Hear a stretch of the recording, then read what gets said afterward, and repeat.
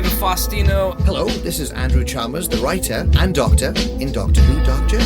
This is Dr. Steve-O. Everybody, this is the Governator. This is Inspector Gadget. Hey, what's cracking, y'all? It's your boy J-Rock. Good evening, folks. This is James DeBell. This is Jeremy Taggart. This is Kim Possible. I'm Chris Holden-Lee. Hey, this is Pat Mastroianni from Degrassi. This is the evil Dr. Bad Vibes. Again, this is Missy Bear. And this is more from X-Men. Hey, this is Andrew Gazette. This is Sean Gunn. Hi, this is Robert Carradine. It's Tammy Stronach from The Neverending Story. Hey, it's Zach Callison. Hey, I'm DJ Jenny Rob. And I'm Neil Young. I'm Commander Shepard. Ralph Garman here. You're listening to Droids Canada. You've made an excellent choice. You have chosen wisely. Warning. Listener discretion is advised. Hello. There's a science to this. There's a science to this, you say? Yes.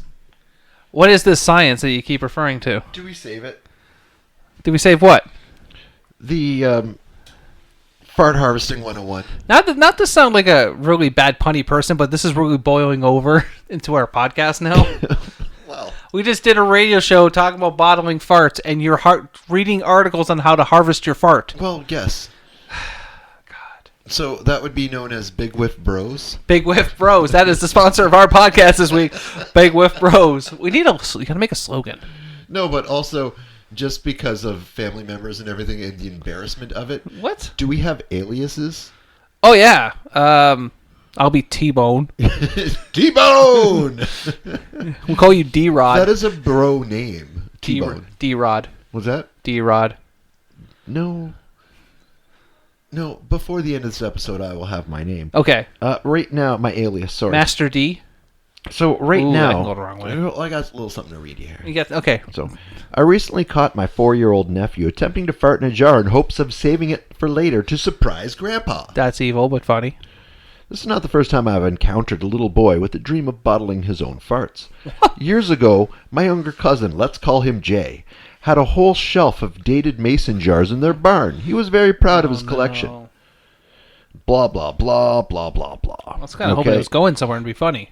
Now, equipment. You will need a receptacle, a sealable, transparent, wide-mouth jar or bottle should do the trick. A funnel will come in handy if you're using a narrow-mouthed bottle. A body of water. A bathtub will work well for this, though it could be done in a swimming pool or natural body of water, like a river, lake, or ocean. So the whole technique here is you lower a jar into the water, let it fill completely with water, flip the jar upside down, keeping the mouth of the jar below water level, as long as the mouth of the jar remains below water. You don't even know the name of the company. The water should not drain out of the jar. He's reading me harvesting instructions on how to bottle a fart. So what you do is you have the jar filled with water. Hold on. We have to tell her the name. We have to tell her the name. Okay. Big Whiff Bros. The look of disgust. Is the cat in here? Did the cat leave in disgust? So what you have to do is... Listen, we can make hundreds of thousands of dollars. I'm just going to use your face because guys will buy farts from chicks, not me. Listen, you got some potency. Let's all call a spade here. There's seriousness in this look here because she thinks we're serious about Big Whiff Bros. Because she knows we are. So, wait, no. So the whole concept here is if you are underwater and you can capture the fart underwater. The fart bubble of air? Yes. It will displace the water in the jar, giving you pure nectar. Did you refer to farts as nectar? The nectar of the gods. I'll let you figure out what is the best and most likely awkward position for you to achieve this. It might also be the easiest to do this without clothes blocking the path of the gas into your jar. Yeah. Congratulations. What is not water in your jar should be pure, unadulterated fart. Wow. This is such a game changer in my world right now. Well, the funniest thing is the actual logo that you thought of for Big Whiff Bros. Shall we be unveiling that sometime on droidscanner.com? Oh, God. Eventually. I think it'll be good. I think we can get a lot of money off of it, personally. No, if one person bought A duo fart from Big Whiff Bros. I mean, that's like $25 worth of fart right there. What are we going to charge per fart? Well, at least 15 per $15? fart, but 2 for 25 at least. The duo? The duos get $5 off for the duo. No, it can't just be one or the other. Oh. We're a team. It's got to be you the buy duo. in bulk, $40 for 5. So 40 duos. Sorry. Dude, where are you going? No, we're creating a company right now. We're creating a company. A company. Yes. Company. How am I going to go home to my wife and, honey, this is what we're doing. That seems to be a you problem. We're selling farts. Believe it or not, there was buy-in right there. I did not see buy-in on There was buy-in. When I said money, she was in. She was in. She doesn't know it yet, but that's the joys of marriage. I'm looking forward to the logo. I'm looking forward to the logo. Yeah, I'm looking forward to the logo. Should we make shirts? We We should wear them to conventions so people ask questions. Big Whiff Bros. Big Whiff. What is that, Big Whiff Bros? We sell farts. Selling farts. Selling farts. Oh, God. I mean, it won't be as potent as like a dead hooker in the trunk or anything like that, but I mean, they can be pretty rancid. No. Yeah. But yeah. no. We do. I do like your idea of labeled what we ate. So, but we don't tell them what one it we is. call We don't pasta tell them what it dinner. is. It's kind of like one of those, open the box. Oh, he had popcorn. Yes. The funny part is that I'm actually full of farts currently. Bottom! Honey, get the jar. Get the jar! Why is your bathtub always filled with water? You never know. Boop.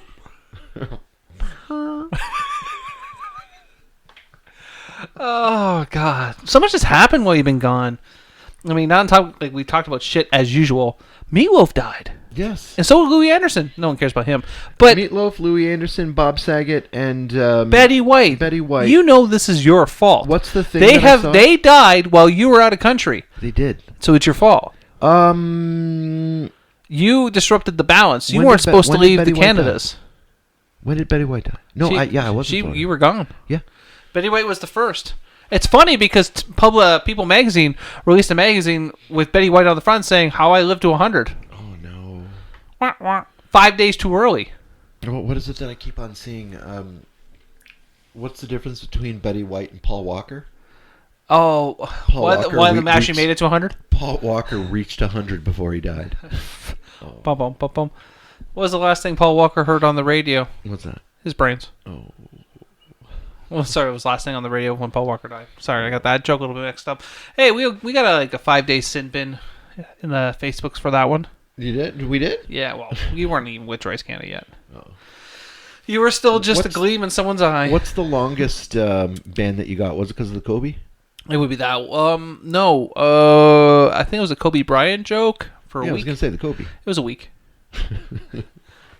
But mind you, now I'm not even going to say the joke because nowadays, since we're super sensitive, we were sensitive then, now we're super sensitive. I wouldn't fly. No.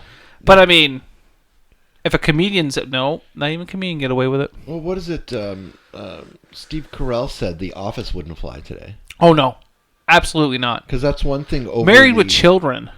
Over the break that I've had because I was away, and yes, I had COVID. And did my proper quarantining. I have watched a lot of The Office. Really? Yes. I really rather enjoy that show. I don't know why I didn't watch it before. It's normal. You gotta get past the first season. The first season's hit and miss, but once you gets going, I think you're gonna love it until season 7. Once Dwight developed more. Oh, he gets even. What season are you on? What's that? I haven't been watching it in chronological order. What the? You gotta watch it in chronological. Did you watch the Christmas episode yet? No. Where him and what's his name? The main character. Shit. Jim. They have the Die Hard sequence. No. Oh, that was good. I have not seen that. It was good. Like it's kind of like a Die Hard-ish kind of situation. No, it's the pranks are good. It's a quality show. Stay born in the Jello. See, I see those pranks and I think that's good. Did you see the one where you haven't seen the episode when Jim left that branch, right? No. So you got to watch all the episodes. There's so many good episodes out there that you probably skipped over. You don't even realize it. So then once you're done this one, you got to move on to Parks and Rec. I work in an industry where legendary pranks happen. So when I see a prank like, oh, someone's stapler in Jell-O, yeah, that's cute. No, they get far more creative. Far more creative. Well, yeah, okay. But you have to. I'll have to wait. You have to wait. I'll have to wait and see. When Jim leaves, he pulls an ultimate prank on Dwight because he's not on site. Oh, does it have to do with the letterhead? Yes. And he sends him from the future. Yeah. Okay. Make sure he doesn't drink the coffee. Yeah. See, I had a prank pulled on me at work, which it destroys that. Okay. Yes. Can you tell us the story or no? Oh, for sure. So, there was a time where I was more of a workaholic. All I did was work. Worked all the time. I was working 2 jobs, working probably, 80 hours a week, around there. Trying to make as much money as possible. And I ended up getting sick. And I was in the hospital for a bit. So, when I got out of the hospital, one of the guys from work told me that my wife came in when I was in the hospital. Mm-hmm. And it had a meeting with all the staff members and said that I was going under a lot of stress and to please kind of go easy on me for a while because we always play a lot of pranks on each other at work. And without skipping a beat when I mentioned it, like, yeah, that's hilarious, my wife gets a hold of me and says, well, I'm sorry, I didn't want to embarrass you, but I was just doing this because I love you and I don't want to see you get hurt again. And they literally had me convinced that my wife talked to the entire staff. That, like, to go easy on me. Have you ever seen an industrial roll of cellophane? I think you've told me the story before. We wrapped somebody's car into a ball. Okay. Daily, you would go out, you'd try to open your car door and your hand would slip because your door's been buttered. Like, bring these bottles to the bottle shed.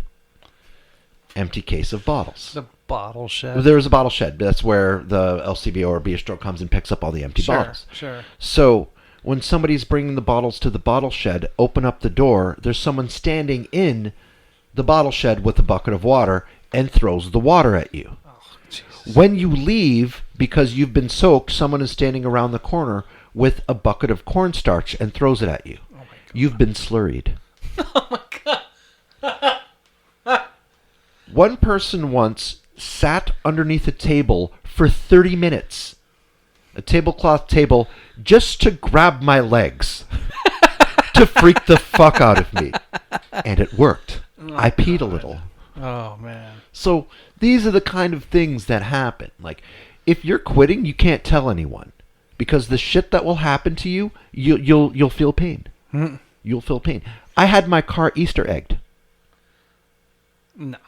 Yeah. That's crazy. There was over 200 eggs somehow balanced on the curvatures of my car.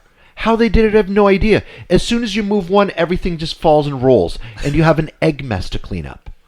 Excellent. Yeah, that's so fucking good. Wow. So yeah, there's work pranks, and this is. So upset. But you said you caught up on some TV. Yes, I did. So where do we start here? So I'm going to start with Squid Game.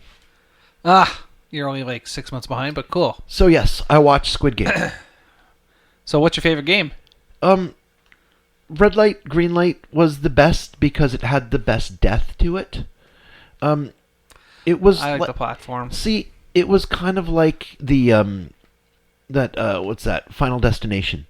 You don't care about what goes on. You just want to see how people are going to die, and that's what that show was. It's right. like, fuck, bring on the next one. I want to see how people are going to die. That's it. Right. And the concept of it was warped. The character development was garbage, but you wanted to see how the people are going to die. And then you felt bad for the old man. Of course. And you felt bad for the girl who got stabbed in the got glass in the stomach. Of course. But you know who was going to win. Oh, yeah. It was obvious. I don't know. I liked the show. I liked that it was different. It was very different. And they just announced a second season? Yeah. He's been pitching that for Netflix for like a decade. What, Squid Game? Yeah. Right. And they finally picked it up. But I hear that they made another show already. They had a different ending to it that they had to change so they could have a second season? Yes. So. He didn't think it'd go anywhere. So I think sometimes what they'll do is they'll shoot two separate endings, like a movie. Sometimes they'll do that too, just because they can't figure out how they think it's going to look. So they also have another show called Something C, and it's pretty much the same cast in space with an alien. I don't know. And does the alien? We watched like 2 episodes, and I just wasn't into it. I was like, ugh. Amanda wants to watch all these horror films, but she has like no I don't know, stomach for horror. Not stomach. Like, she gets scared very easily. So she's making me watch this new one on Netflix. I don't remember the name of it. It's one of the new popular ones that just dropped in the last week about this guy that's restoring high 8 tapes, which are like the old cassette ones from a video camera. Someone who recorded all this footage from 1994, and it makes me angry because it's lazy writing. Like, she's like, okay, I need to go spend some time. I'm doing the oral history of the Visser building. What is the oral history? I want to know what's so popular about this building, why people live here, why people never, why people stay here for generations and stuff like that. Okay, first night there, she hears like weird noises, like monk chanting, like satanic chanting. She's like, just gonna ignore that guy and just gonna enjoy my day. And then the next day, she watches this small child literally get picked up in the air by nothing and choked out and thrown across the room. She's like, could stay here a little bit longer. Like, no rational person would be like, see ya. See, but that concept ruins everything to do with horror, because if your house starts making a noise, you get the fuck out. Of course, you would like to believe that people would get out of the house, and that's why I was telling Amanda, and that's why she wants me to watch it with her, so I can call these things. I've literally called out every single jump scare, every single splinter in the story, like, it's going there, because I used to make horror films a long time ago, when I was in my late teens, early 20s, and there's like a formula to how to make it work. And you're like watching, I'm like, okay, so she's hiding. Yeah, she thinks no one saw him. Oh, they found her. Oh, she's stupid. She tells her friend, I've literally watched a satanic ritual downstairs in the community room of this building we're in right now. I'm scared for my life. And her friend's like, okay, well, let's get the fuck out of here, which never happens. No, never happens. And then, she's like, but I need to know because my mother was here and I got a letter with no apartment number, just address, saying to come see me. She was my birth mother, but I've never met her and she left me in a church and blah, blah, blah. Then the friend's like, yeah, we're going to stay. No! So, friend would still say, we should get the fuck out of here. I've always thought that I would be able to play a very great psychopath in a horror movie. No. Totally. No. Totally. No. Yeah. I'm looking for your first actorial debut in Hectic Knife 2. Well, yeah, that's not going to happen because we saw Hectic Knife 1. About that time back. I do honestly think I could play a perfect psychopath. Why is that? Because I already know who I would be channeling in. Okay. Mr. Blonde. Mr. Blonde? Yeah, Reservoir Dogs. Which one's Mr. Blonde again? The guy who played Madsen? Steelers' wheels as he was cutting the guy's ear off. Michael Madsen? Yes. I don't think you have the stomach for that. What's that? Don't think you have the stomach for that. Oh, no, I do have the stomach for it. Yes. I do have the stomach to play a psychopath. To see a psychopath, no. To be a psychopath. To be a psychopath on film? Hell yeah. In real life. I could do that, not in real life. Well, I'm just saying. But in turning that switch and playing that role in a movie, I think that would be the perfect role for me. So if there's anyone out there listening who is making a horror movie who wants a middle-aged psychopath... Middle-aged. Oh, I can do that. I think I even have a beard. Somewhat a beard. You got a chin strap. Well, yeah, because I can't grow on my cheeks. But I think we've reached the time. You're already at 18 minutes, Stan. Yeah. Hello. Yeah. We're out of here. Fucking bullshit! Fucking bullshit! Fucking bullshit! Fucking bastard! Fucking bullshit! Fucking bullshit! Fucking bullshit! Son of a bitch! Bullshit Hogan! To be the man, you gotta beat the man, and I'm saying, woo, right here, I'm the man.